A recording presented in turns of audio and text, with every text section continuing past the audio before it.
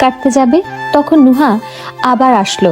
এসে রাফসানের আম্মুর কাছে কানে কানে কি যেন বলতে লাগলো।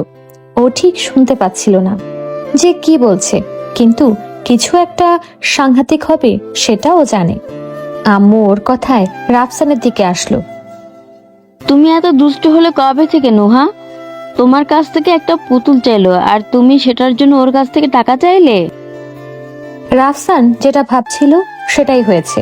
ও জানতো যে ওকে বাঁশ খাওয়াবে। আম্মু মিথ্যা কথা বলছে। আমি কিছুই বলিনি, ওকে শুধু বলছিলাম যে। থাক, আর বলতে হবে না। নুহা, এইদিকে আসো মামুনি। জি চাচি। এই নাও পুতুলটা, আর কিছু লাগলে আমাকে বলবে, এই হাদারামটাকে বলার দরকার নেই। এই বলে আম্মু আচ্ছা মতো বকে দিয়ে চলে গেল। রাফসান একটু পরে কেক কাটছিল, তখনই নুহা হাজির। কিরে, আবার কোন মতলব নিয়ে এসেছিস? তুই এমন কেন? একটু ভালো করে কথা বলতে পারিস না? আমি এসেছি তোকে কেক খাইয়ে দিতে। ও আচ্ছা, তাহলে নে খাইয়ে দে।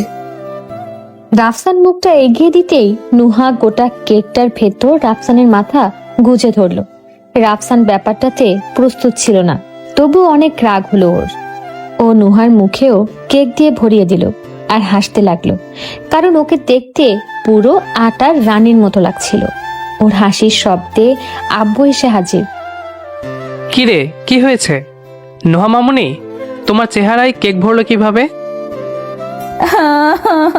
আঙ্কেল, আমি রাফসানকে কেক খাওয়াতে এসেছিলাম আর ও আমাকে দেখে পুরো কেকটা আমার মুখে মারে, আর তখন জেদে আমি ওর মুখে কেক মারি। আল্লাহ আমারে তুলে নাও। নুহার কথা শুনে রাফসান মাথায় হাত দিয়ে মাটিতে বসে পড়ল। ও চোখ মারল। রাফসান, তুমি এই কাজ কেন করেছো? ঠাস ঠাস দুটা থাপ্পড় দিল রাফসানকে ওর আম্মু। ওর চোখ দিয়ে আগুন ঝরছিল, আর সেটা দেখে সবাই ভয় পেয়ে গেল, কারণ চোখ দুটো সম্পূর্ণ লাল হয়ে গেছে। রাফসান ওর সমস্ত জামা কাপড় প্যাক করে বাড়ি থেকে বেরিয়ে গেল। ওর আব্বু আম্মু জানতেও পারল না। 10 বছর পর পুলিশ স্টেশনের সামনে বসে আছে রাফসান। তখনই কতগুলো মেয়েকে দেখে নুহার কথা মনে পড়ল, কারণ ওরা তিনজনে একটা ছেলেকে ডিস্টার্ব করছে। আর রাফসান পুলিশ কমিশনার হয়ে সেটা কিভাবে সহ্য করে বলুন? ও হিরোইক স্টাইলে এন্ট্রি নিল। ওকে দেখে মেয়েগুলো চুপ হয়ে গেল। কি হচ্ছে এখানে? মেয়েগুলো বলল, স্যার কিছু না, কলেজে নতুন ছাত্র ওরা, তাই আমরা। র্যাগিং করছিলে তাই তো? কনস্টেবল, এদেরকে গাড়িতে তোলো। রাফসানের কথা মতো সব কয়টাকে গাড়িতে তোলা হলো। রাফসান যাওয়ার আগে বলে গেল যাতে ওদের কিছুক্ষণ পরেই ছেড়ে দেওয়া হয়, কারণ মেয়ে মানুষ, মান সম্মানের ব্যাপার। আর আপনারা ভাবছেন তো যে রাফসান পুলিশ কমিশনার হলো কিভাবে? তাহলে শুনুন। বাড়ি ছেড়ে যাওয়ার পর ওর এক বন্ধুর বাড়িতে গিয়ে ওঠে। ওর বন্ধুর বাবা ওকে নিজের ছেলের মতো মানুষ করে, কারণ ওনার একটাই ছেলে যার মা নেই। সন্ধ্যাবেলা রাফসানকে একটা কলেজের গেস্ট হিসেবে ইনভাইট করা হয়েছে। কলেজের গেট দিয়ে 3টা পুলিশের গাড়ি ঢুকছে। 3টাতেই সাইরেন বাজাচ্ছে, আর সাইরেনের শব্দে সবাই নজর এখন গাড়িগুলোর দিকে।